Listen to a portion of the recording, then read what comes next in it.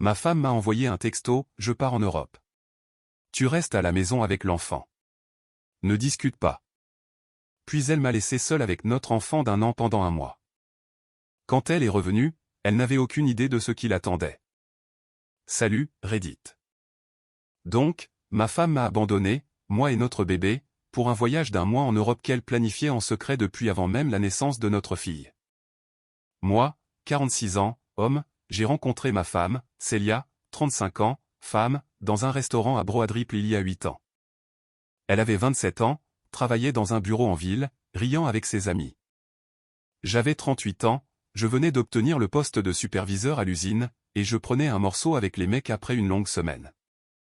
Nous sommes sortis ensemble pendant 2 ans, nous nous sommes mariés au palais de justice, sans grand mariage.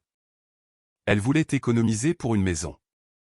Moi, ça m'était égal. Ça a fonctionné. Nous fonctionnions, ou du moins je le pensais. Quand elle est tombée enceinte, j'étais terrifié. 45 ans et sur le point de devenir père pour la première fois. J'avais l'impression de commencer un marathon au kilomètre 32. Mais Célia semblait excitée. Elle parlait des couleurs de la chambre de bébé, des prénoms, et de toutes ces choses dont je ne savais pas qu'elles comptaient jusqu'à ce qu'elles comptent. Puis Zoé est née et quelque chose a changé. Célia a repris le travail après 3 mois. Elle a commencé à passer plus de temps avec ses amis de l'université. Elle a commencé à parler de se perdre et d'avoir besoin d'espace pour respirer. Je pensais que c'était des trucs normaux de nouveaux parents, l'ajustement, le stress. Il s'est avéré que c'était un plan de sortie. J'étais en train de remplacer une conduite hydraulique cassée quand mon téléphone a commencé à vibrer dans ma poche. Février en Indiana, je me gelais les fesses dans la baie de maintenance, et j'ai failli ne pas répondre. Ronan, je suis à l'aéroport. La voix de Célia avait cette intonation particulière, celle qui signifiait qu'elle avait déjà pris une décision, et que mon opinion n'était qu'un bruit de fond. J'ai éloigné le téléphone de mon oreille, j'ai regardé l'écran comme s'il était cassé. Je l'ai remis. Quel aéroport? Indianapolis. Mon vol embarque dans 40 minutes. Je suis resté là, une clé à la main, de l'huile coulant sur mes chaussures de sécurité, essayant de comprendre ce que j'entendais. Où est Zoé? À la garderie. Tu dois la récupérer avant 18 heures. Quelque chose a fait tilt. Les nuits tardives. Les dîners entre filles qui se prolongeaient après minuit. La façon dont elle s'éloignait depuis des mois. Ce n'était pas des vacances. C'était une fuite. Combien de temps? 5 semaines, peut-être un peu plus. J'ai vérifié ma montre. Il restait 3 heures avant la fermeture de la garderie. Mon service ne se terminait qu'à 17 heures. C'est fini, ai-je dit. Quoi? Tu m'as entendu. Ne reviens pas en t'attendant à un mariage. J'aurai les papiers du divorce prêts. Ronan, tu es en train de... J'ai raccroché. Je suis resté là dans la baie de maintenance, tenant mon téléphone, regardant l'huile goutter sur le béton. Kenny s'est approché. Tout va bien? Ma femme vient de prendre un avion pour l'Europe. Elle a laissé notre fille à la garderie. Le visage de Kenny a changé. Mec, pour combien de temps? 5 semaines. Mais elle ne reviendra pas dans un foyer. Je demande le divorce. Tu es sûr? Oui. J'en ai marre de jouer le second rôle dans son histoire de personnage principal. Kenny a regardé la machine cassée, a regardé sa montre. Vas-y. On s'en occupe. J'ai attrapé mon manteau et j'ai conduit. Je suis arrivé à Little Sprout à 17h47. L'employé de la garderie avait Zoé sur sa hanche. La dernière enfant, comme d'habitude. Vous arrivez juste à temps, monsieur Ronin, a-t-elle dit. Pas méchamment, juste fatigué. Oui, désolé. Ma femme est partie. Elle ne reviendra pas.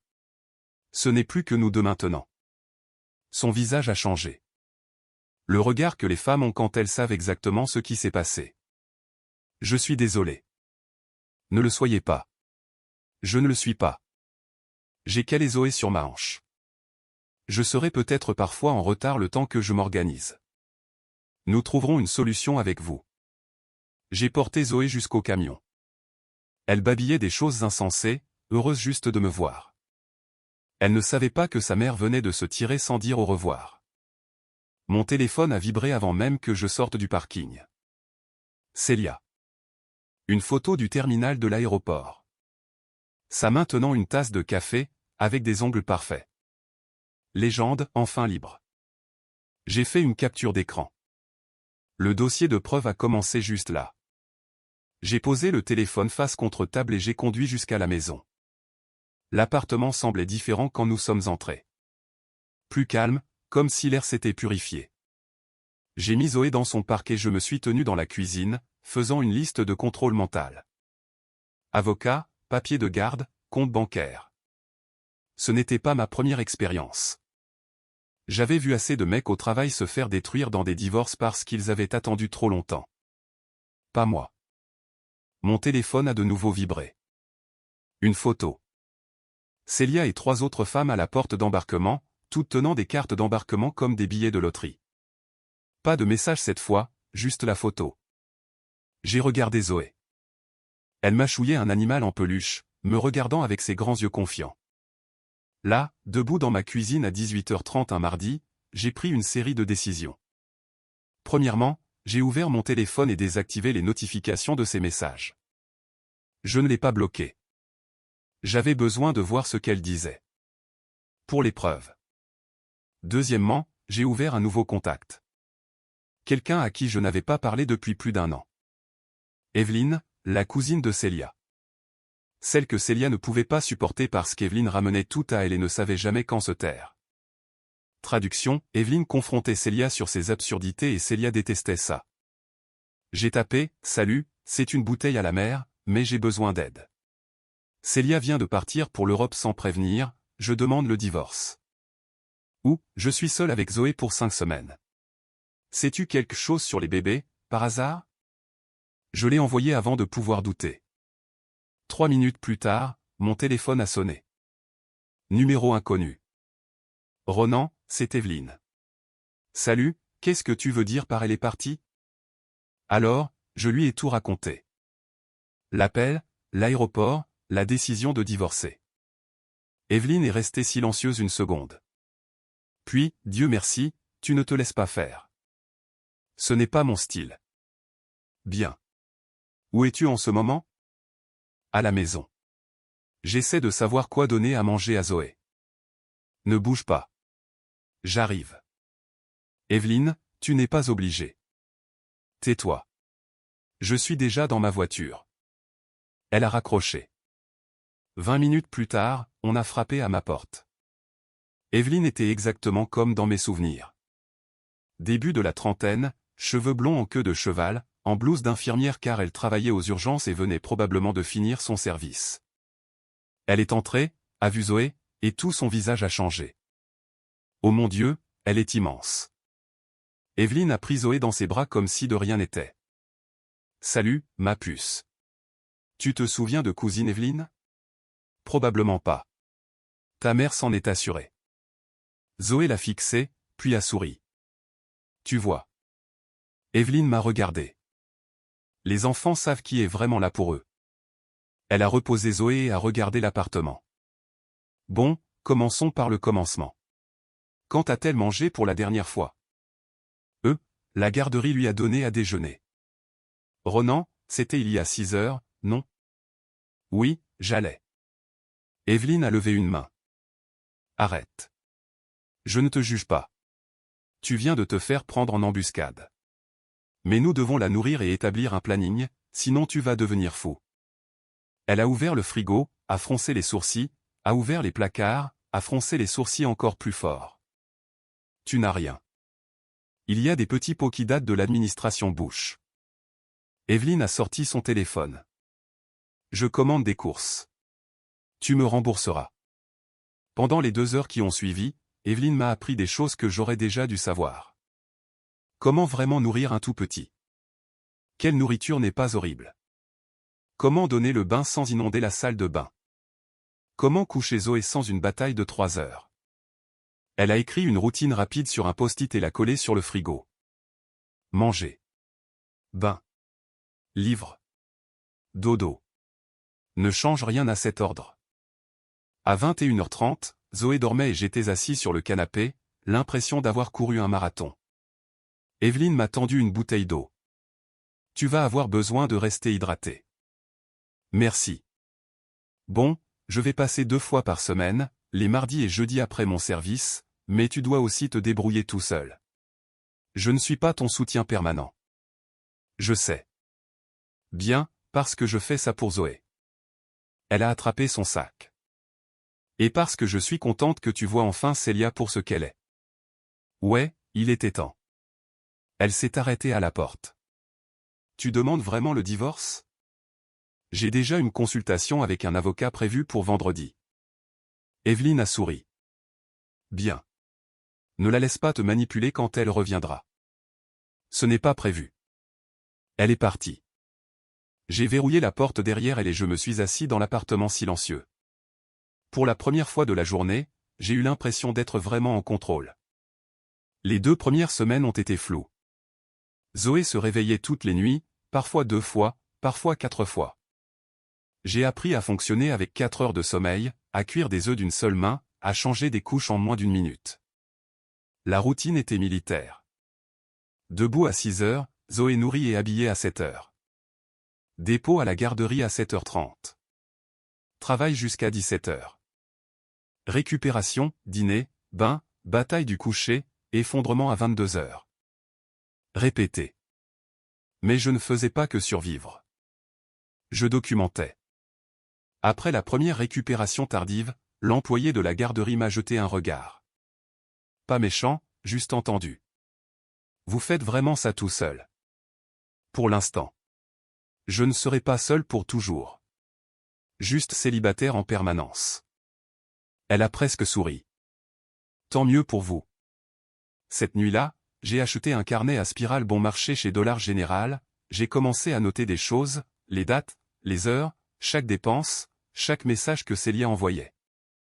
7 février, Zoé réveillée 4 fois, fièvre à 101.1. Donner du Tylenol. Célia a envoyé 3 photos du coucher de soleil à Santorin. Pas de réponse quand je lui ai dit que Zoé était malade. 11 février, otite de Zoé. Urgence à 3 heures du matin. 140 € de quote-part. La banque affiche un débit d'hôtel de 1247 €. Santorin. À la fin de la 2e semaine, le carnet se remplissait vite. Evelyne est passée 2 fois cette semaine-là. Elle a apporté des courses la première fois. Des plats à emporter et une dose de réalité la seconde. Tu as vu l'Instagram de Célia? J'ai supprimé cette application. Intelligent. Evelyne me l'a montré quand même. Des photos de Célia à Rome, au Colisée, dans un restaurant chic, elle et ses amis levant leur verre. Chaque légende parlait de se retrouver ou de vivre authentiquement. Pas une seule mention de Zoé. Elle va le regretter, a dit Evelyne doucement. Peut-être. Ça m'est égal, de toute façon. Evelyne m'a regardé. Tu gères ça mieux que ce que je pensais. Parce que je ne reste pas assis à espérer qu'elle revienne. Je construis un dossier. Bien. Garde cette énergie. Une nuit pendant la semaine 2, Zoé a eu une otite. Elle s'est réveillée en hurlant à 2 heures du matin. Fièvre de 101. Elle n'arrêtait pas de pleurer, quoi que je fasse. J'ai appelé Evelyne à 2h30. Ronan, qu'est-ce qui ne va pas? Zoé brûle de fièvre et je ne sais pas quoi faire. Donne-lui du Tylenol. Je suis là dans 15 minutes. Elle est arrivée en pantalon de jogging et veste, les cheveux en chignon désordonné, portant une trousse médicale. Elle a vérifié les oreilles de Zoé avec un de ces trucs lumineux. Oui, otite. Tu dois l'emmener aux urgences maintenant, à moins que tu veuilles que ça empire. Donc, à 3 heures du matin, j'ai conduit jusqu'aux urgences ouvertes 24 heures sur 24 avec Zoé hurlant sur le siège arrière et Evelyne me suivant dans sa voiture. Nous avons attendu 40 minutes dans la salle d'attente. Zoé s'est finalement endormie contre ma poitrine, chaude et moite. Evelyne m'a acheté un café au distributeur. Il avait un goût de caoutchouc brûlé, mais je l'ai bu quand même. Tu n'es pas obligé de rester, ai-je dit. Ou d'autres seraient-je à 3 heures du matin. Elle a haussé les épaules. En plus, il faut bien que quelqu'un s'assure que cette gamine ne finisse pas aux urgences toutes les semaines. Ils ont appelé le nom de Zoé. Antibiotiques et une quote-part de 140 €. Plus tard, nous sommes partis. Je suis rentré à 5 heures du matin. Je devais être au travail dans 3 heures. J'ai couché Zoé. Elle s'est enfin endormie. J'ai ouvert mon ordinateur portable. Le débit de l'hôtel de Santorin me tracassait toujours.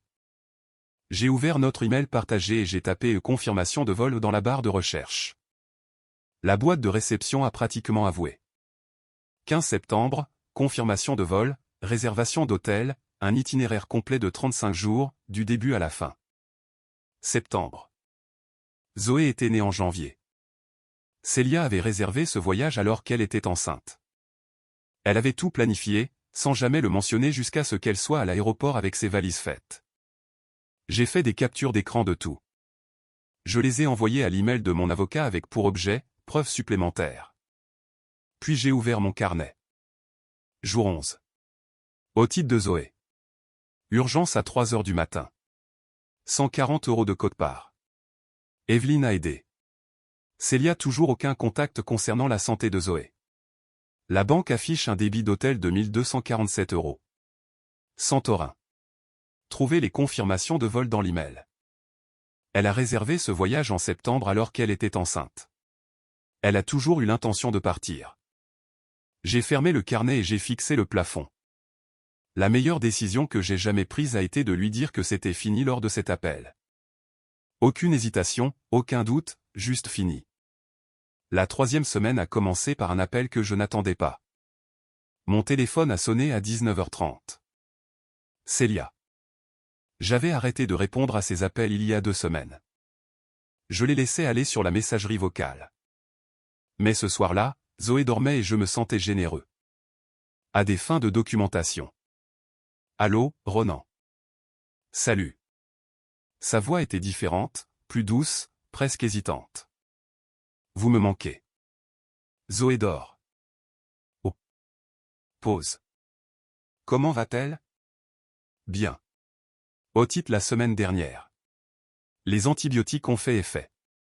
Long silence. Je ne le savais pas. Je sais. Je t'ai envoyé un texto.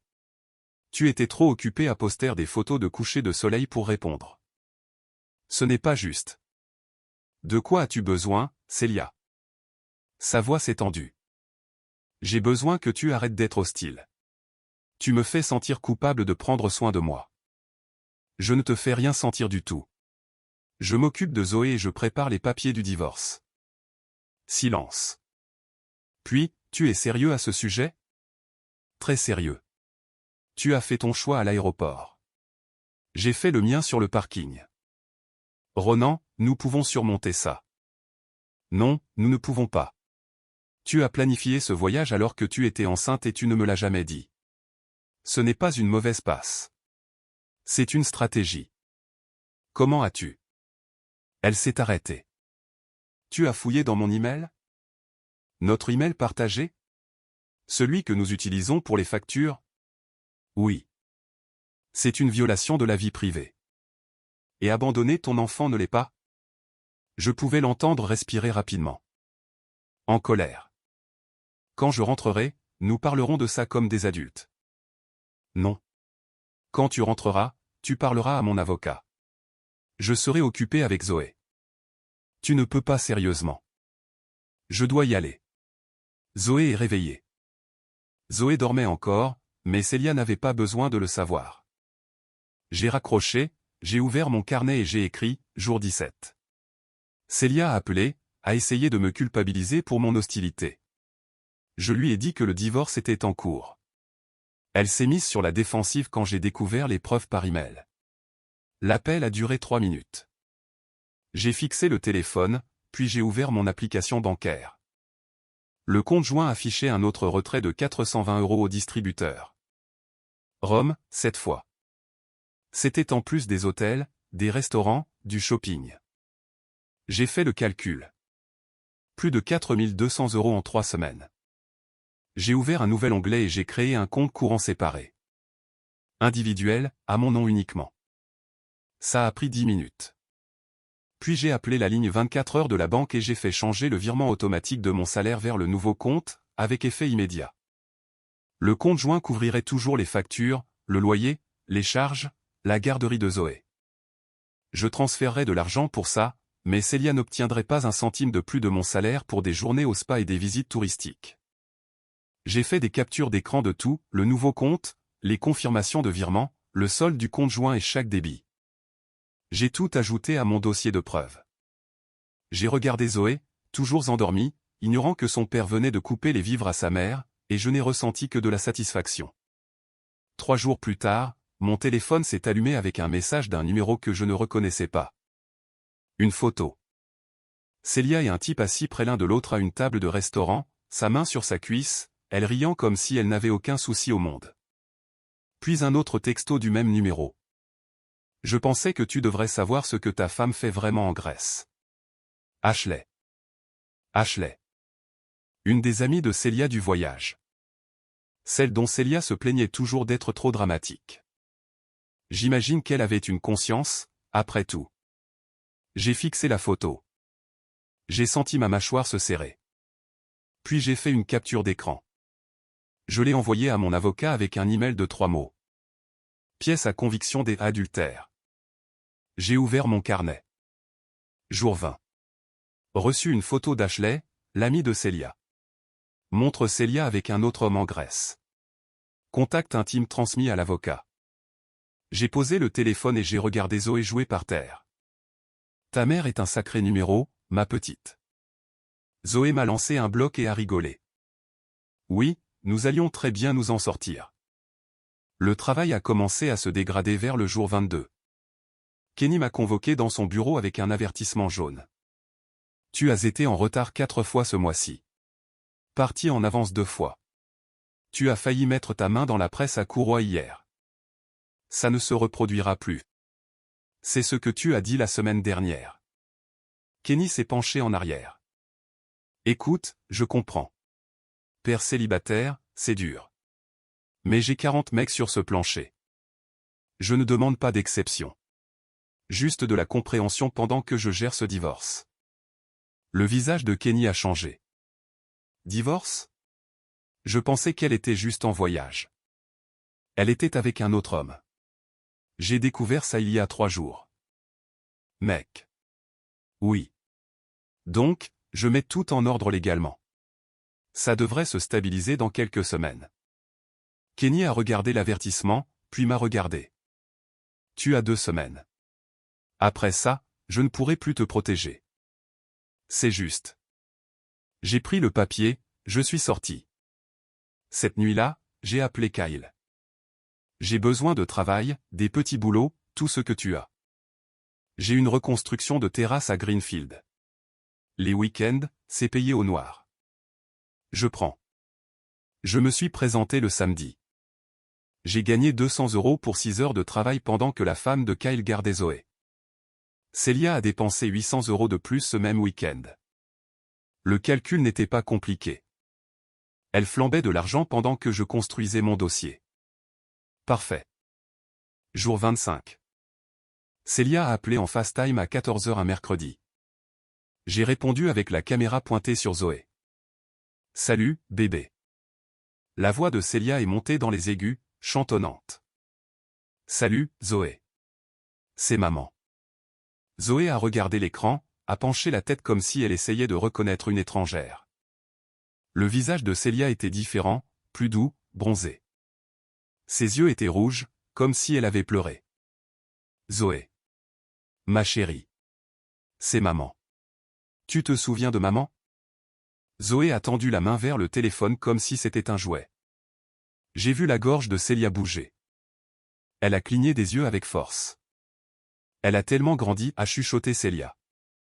Ronan, elle est si grande. Oui, les enfants grandissent quand tu n'es pas là. Peux-tu rapprocher le téléphone? Je veux juste voir son visage. J'ai déplacé le téléphone. Zoé a essayé de l'attraper, a été distraite par quelque chose par terre, et s'est éloignée en rampant. Célia a fait un bruit qui aurait pu être un rire ou un sanglot. Mon Dieu, elle me manque. C'est ce qui arrive quand tu abandonnes ton enfant pour des vacances en Europe avec ton petit ami. Silence. Comment sais-tu? Ashley m'a envoyé des photos. Des photos très intimes. Le visage de Celia est devenu blanc, puis rouge. Cette fille n'avait pas le droit. Et toi, tu n'avais pas le droit de tromper. Mais nous en sommes là. Ce n'est pas ce que tu penses. Je me fiche de ce que c'est. Mon avocat, par contre, sans souci. L'adultère, ça fait très mauvais effet dans les affaires de garde. Ronan, s'il te plaît. Profite du reste de ton voyage. J'ai fini de parler. J'ai raccroché. Zoé avait déjà oublié l'existence de l'écran. Elle jouait avec des blocs, parfaitement contente. J'ai ouvert mon carnet. Jour 25. Celia a appelé en FaceTime, je l'ai confrontée sur sa tromperie. Elle a essayé de nier, puis s'est mise sur la défensive. L'appel a duré 4 minutes. Zoé ne l'a pas reconnu. Le téléphone a commencé à vibrer. Celia rappelait. J'ai refusé, puis j'ai bloqué son numéro. Elle voulait jouer à des jeux. Très bien. Moi, je jouais pour de vrai. Le cabinet de l'avocate se trouvait dans un centre commercial entre un magasin de vapotage et un bureau de comptable. Assez professionnel. Je suis entré avec mon carnet, un dossier de relevé bancaire et les photos qu'Ashley avait envoyées. Mon avocate avait l'air d'avoir vu cette histoire 100 fois. La cinquantaine, cheveux courts, lunettes de lecture sur une chaîne. Elle a parcouru ma documentation comme si elle lisait une liste de courses. Vous avez tenu de bons dossiers. Oui. Et elle est toujours en Grèce.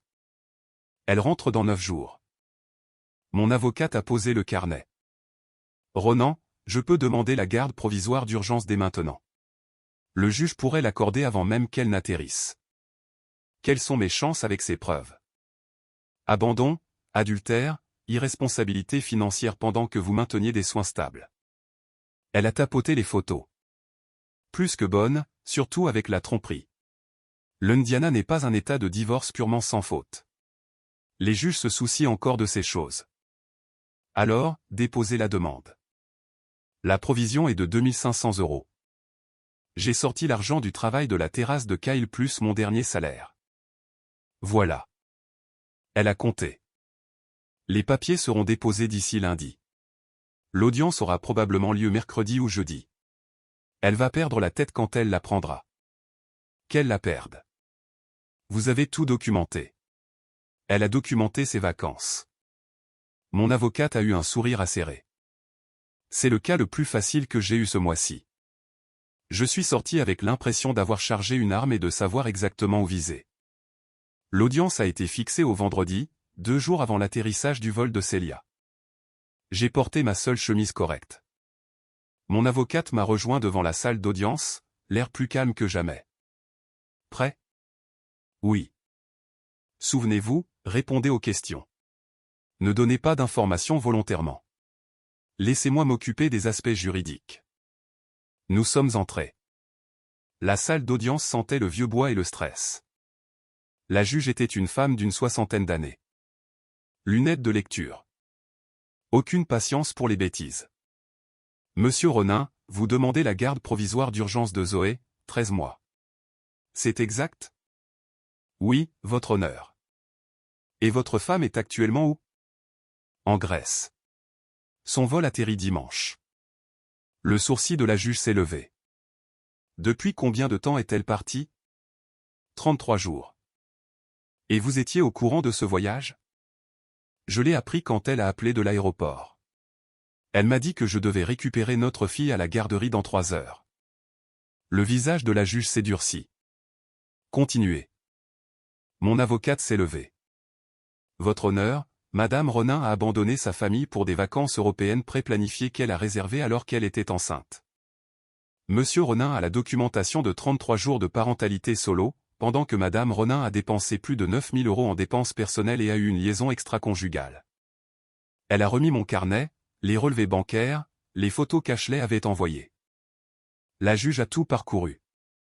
Lentement, attentivement. Sa mâchoire s'est resserrée à chaque page. Monsieur Ronin, quelle est votre situation professionnelle?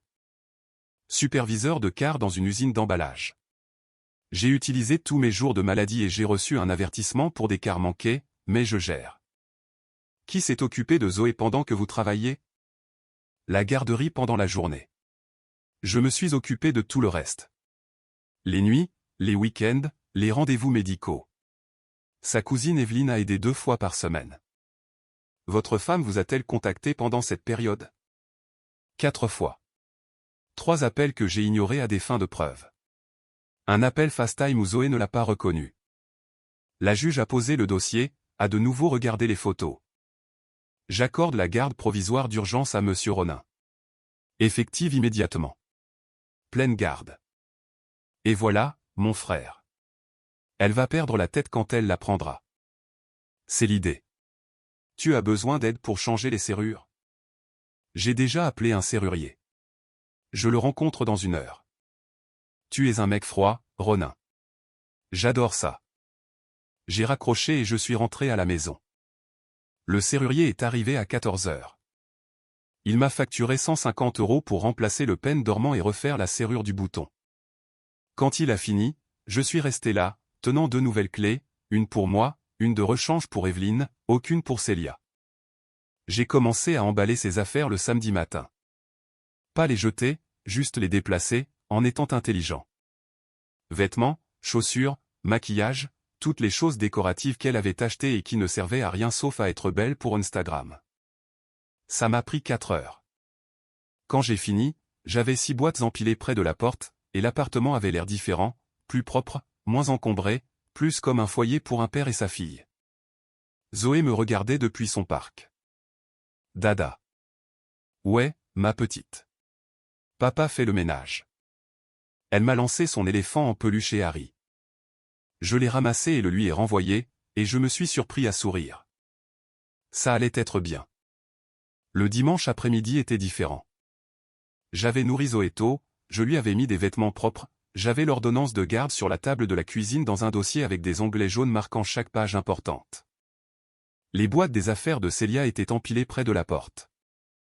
À 16h30, j'ai entendu une voiture s'arrêter dehors. J'ai regardé par la fenêtre Célia en sortir, bronzée, reposée, les cheveux parfaits, tirant une valise de marque derrière elle comme si elle venait de gagner quelque chose.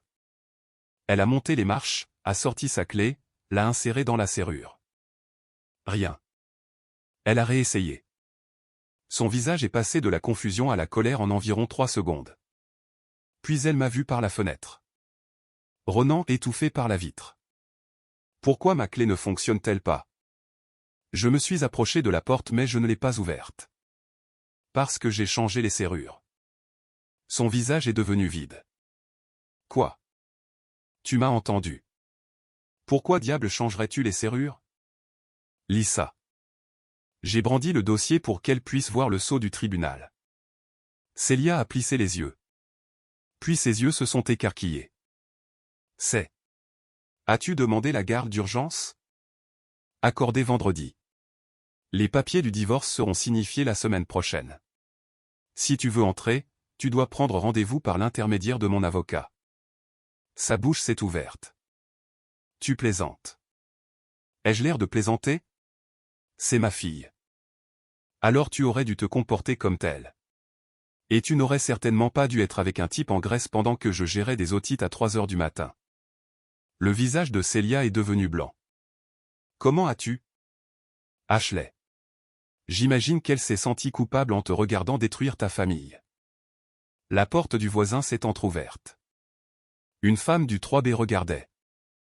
Célia l'a remarqué et a baissé la voix. Ronan, s'il te plaît, laisse-moi entrer. Nous pouvons en parler. Rien à dire. Tes affaires sont dans des boîtes. Je les laisserai dehors. Je dois voir Zoé. Prends rendez-vous par l'intermédiaire de mon avocat. Son numéro est dans les papiers. Le visage de Célia a parcouru une gamme d'émotions. Choc. Colère. Panique. Tu as demandé la garde pendant que j'étais hors du pays. Tu as quitté le pays après avoir planifié des vacances de 5 semaines avec ton petit ami. Ça semblait juste. Elle m'a fixé comme si j'avais une deuxième tête. Puis elle a sorti son téléphone, a commencé à faire défiler. J'appelle la police. Vas-y. Elle l'a fait. Juste là, sur le porche, la voix tremblante. 10 minutes plus tard, une voiture de patrouille est arrivée. Un jeune policier avait l'air agacé d'être là. Que se passe-t-il, les gens? Célia s'est lancée. Il a changé les serrures pendant que je voyageais. Je ne peux pas entrer dans mon propre appartement. Le policier m'a regardé. Monsieur? Je lui ai tendu le dossier. Ordonnance de garde d'urgence signée vendredi. M'accorde l'usage exclusif de la résidence. La demande de divorce aura lieu la semaine prochaine. Il l'a lu. Lentement, attentivement. Puis il a regardé Célia. Madame, c'est une ordonnance du tribunal valide. Ça ne veut pas dire qu'il peut me mettre à la porte. En fait, si. Le policier a rendu le dossier. Vous devez contacter votre avocat. C'est une affaire civile, pas criminelle. Célia avait l'air de pouvoir pleurer ou crier. Peut-être les deux. Ce n'est pas fini, Ronan. Tu as raison. Ce n'est pas fini. Tu dois encore expliquer à Zoé pourquoi tu as choisi des vacances avec ton petit ami plutôt que d'être sa mère. Son visage s'est décomposé. Le policier s'est raclé la gorge. Madame, vous devez quitter la propriété. Elle a attrapé sa valise et l'a tirée vers les escaliers. A failli trébucher. S'est rattrapée. Tu vas le regretter. Non. La meilleure décision que j'ai jamais prise. Elle est partie, les pneus crissant en sortant du parking. Le policier m'a regardé. Ça va? Oui, je protège juste ma fille. Il a hoché la tête et est parti. J'ai verrouillé la porte, peine dormant et chaîne. J'ai sorti les boîtes de Célia et les ai laissées sur le trottoir. Zoé était par terre, jouant comme si de rien n'était. Je me suis assis à côté d'elle, les mains stables comme un roc. Papa a géré la situation, ai-je dit. Zoé m'a lancé un bloc et a rigolé. Oui, tout allait bien. Célia a engagé un avocat dans les 48 heures, a déposé une requête d'urgence pour annuler l'ordonnance de garde, a prétendu que j'avais manipulé le tribunal, qu'elle avait la permission de voyager, que j'étais vindicatif et contrôlant. Elle n'a pas mentionné le petit ami. Intelligent. Mon avocate m'a appelé au travail. Nous avons une audience prévue mardi prochain. Quelles sont mes chances? Excellentes. Elle va devoir expliquer les photos, les dépenses, et pourquoi elle n'a jamais mentionné ce voyage jusqu'à ce qu'elle embarque dans un avion. L'audience a eu lieu dans la même salle d'audience, avec la même juge. Cette fois, Célia s'est présentée avec son avocat et une attitude. Elle portait une robe conservatrice, les cheveux tirés en arrière, un maquillage minimal, coaché pour paraître sympathique. La juge est entrée. Nous nous sommes levés.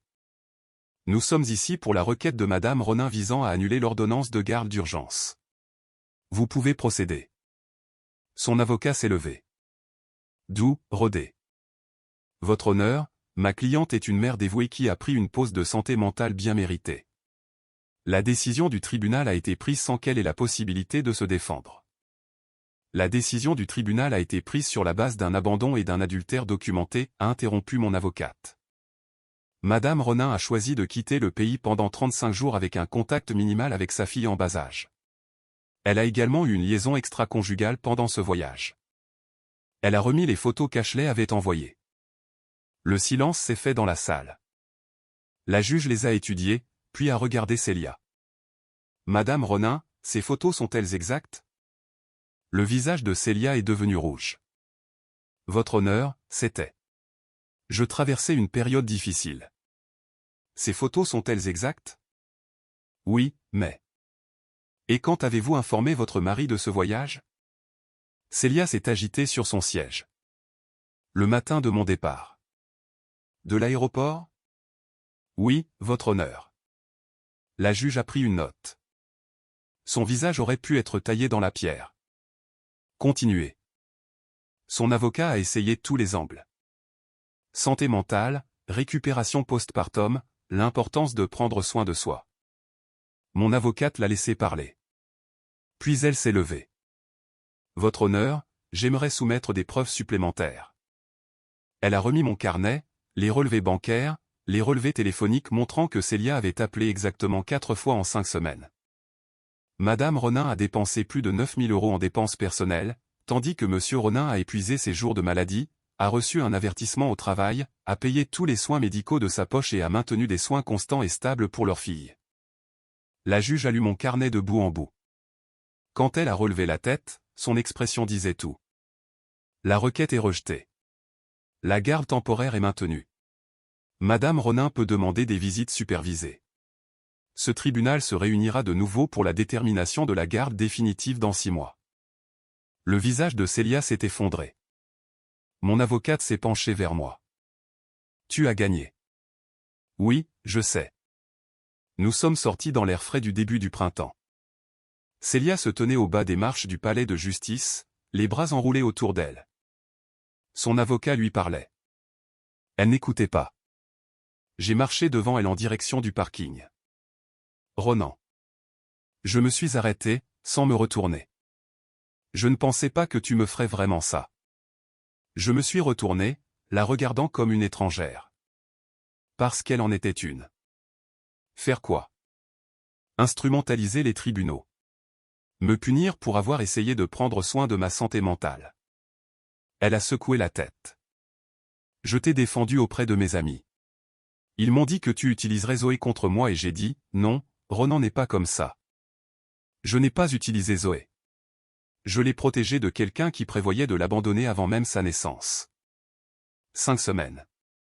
J'avais besoin de 5 semaines avec ton petit ami, à dépenser 9 000 € pendant que j'achetais des couches génériques et que je gérais des urgences médicales seul. Ses mains tremblaient. Tu as déposé la demande pendant que j'étais hors du pays pour que je ne puisse pas me défendre.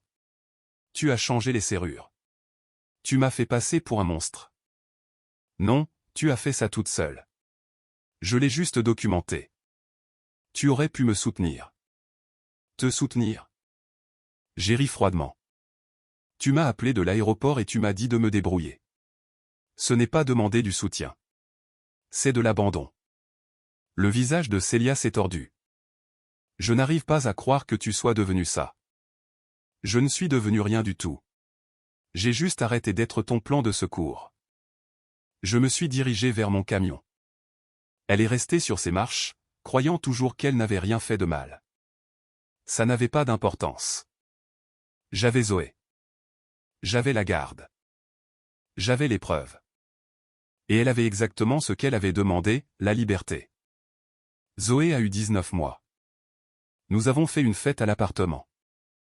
Kyle et sa femme ont apporté des ailes de poulet.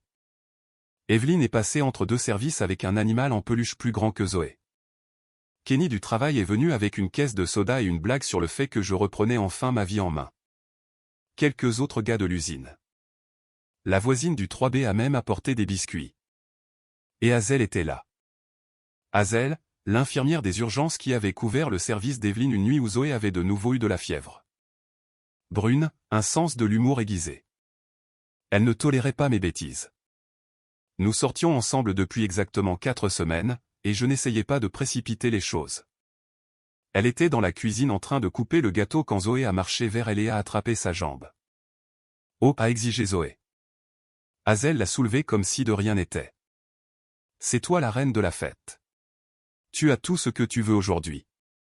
Evelyne a regardé de l'autre côté de la pièce et m'a lancé un regard. Le regard qui disait, ne gâche pas ça. Ce n'était pas mon intention. L'appartement était plein. De la musique jouée depuis mon téléphone. Des décorations de la patte patrouille de Zoé partout. Les gens riaient. C'était normal, comme si la vie avait enfin arrêté de me punir d'exister. Puis quelqu'un a frappé à la porte. Fortement. Urgent. J'ai ouvert et elle était là. Célia. Elle avait l'air différente, plus mince, les cheveux moins parfaits, portant un jean et un pull qui semblaient avoir servi de pyjama.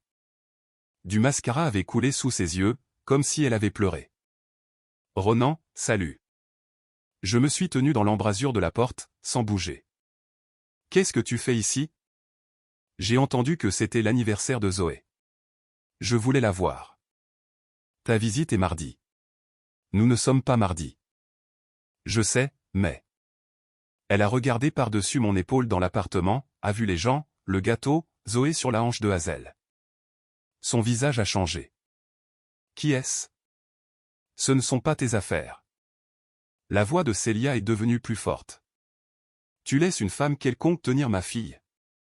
Hazel n'est pas quelconque. Et Zoé semble très bien s'en accommoder. Hazel a dû entendre son nom car elle s'est approchée avec Zoé. Calme, professionnel. Tout va bien?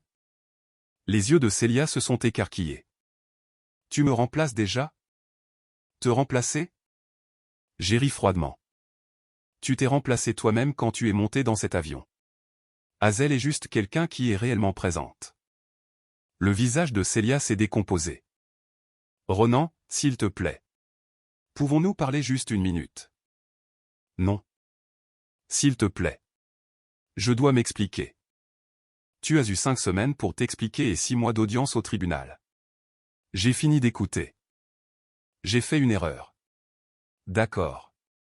J'avais peur et j'étais stupide et j'ai tout gâché, mais je veux arranger les choses. On ne peut pas arranger ce qui est déjà réglé. Le divorce est final. La garde est finale. Tu as tes 2 visites supervisées par semaine et c'est tout. Ronan, je t'en supplie. Alors arrête. Tu as l'air pathétique. Son visage est devenu rouge, puis blanc. Elle a regardé Hazel tenant Zoé, a regardé la fête à l'intérieur, la vie que j'avais construite sans elle, et quelque chose en elle s'est brisé. C'est entièrement de sa faute, a dit Célia, la voix tremblante, en montrant Zoé. Le silence s'est fait dans la pièce.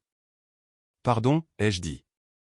Si je n'étais pas tombée enceinte, si je ne m'étais pas sentie si mal dans ma peau pendant 9 mois, si je n'avais pas eu à abandonner mon corps et ma vie pour un bébé pour lequel je n'étais pas prête, rien de tout cela ne serait arrivé.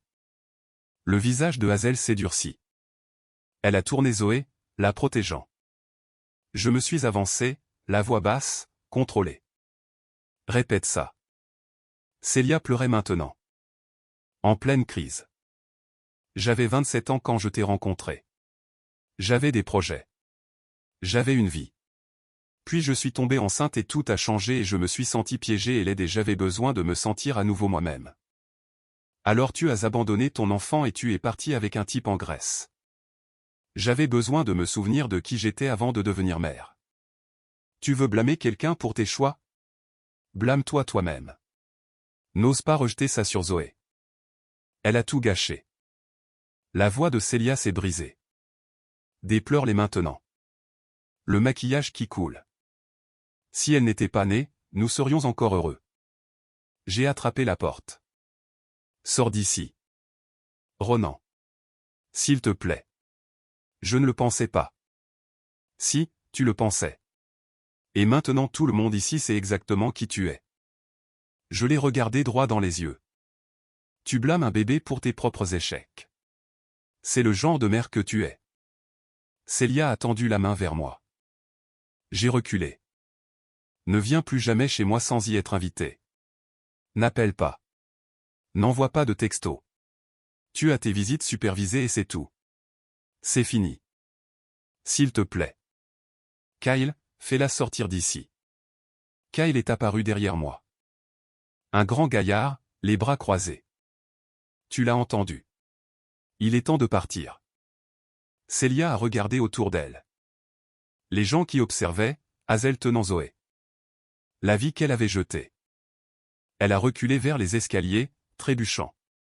Tu le regretteras, a-t-elle dit, la voix brisée. Quand Zoé posera des questions sur moi, tu regretteras de m'avoir tenu à l'écart. Zoé ne posera pas de questions. Elle ne se souvient même pas de toi entre les visites. Je me suis mis dans l'embrasure de la porte. Et après ce que tu viens de dire, je vais demander l'annulation de ces visites aussi. Le visage de Célia est devenu vide. Tu ne peux pas. Regarde-moi. Tu viens de dire à une pièce pleine de témoins que notre fille a ruiné ta vie. Tu penses qu'un juge va vouloir que tu sois dans les parages après ça? Elle a ouvert la bouche. Rien n'est sorti. Kyle l'a accompagnée en bas des marches, s'est assuré qu'elle monte dans sa voiture. J'ai fermé la porte, les verrouillé, peine dormant et chaîne. Je me suis retourné. Tout le monde me fixait. Hazel a donné Zoé à Evelyne et s'est approchée. Tu vas bien? Oui. Mieux que bien. Elle m'a embrassé rapidement. Solidement. Bien. Parce que cette femme est complètement folle. Kenny a levé sa canette de soda. À Ronin, pour ne tolérer les bêtises de personne. Tout le monde a levé son verre. J'ai regardé Zoé. Elle jouait avec les cheveux d'Evelyne, complètement imperturbable. Elle ne savait pas que sa mère venait d'imploser sur le porche. Elle s'en fichait, parce que les enfants ne se souviennent pas des gens qui partent. Ils se souviennent de ceux qui restent. Je me suis approché et j'ai pris Zoé des bras d'Evelyne, je l'ai soulevée. Joyeux anniversaire, ma petite. Zoé a ri et a attrapé mon visage avec ses mains collantes de glaçage. Hazel est venue se tenir à côté de nous. Sans rien forcer, juste là. Et ça m'a frappé. C'est à ça que ressemblait la normalité. Pas parfait, pas compliqué, juste réel.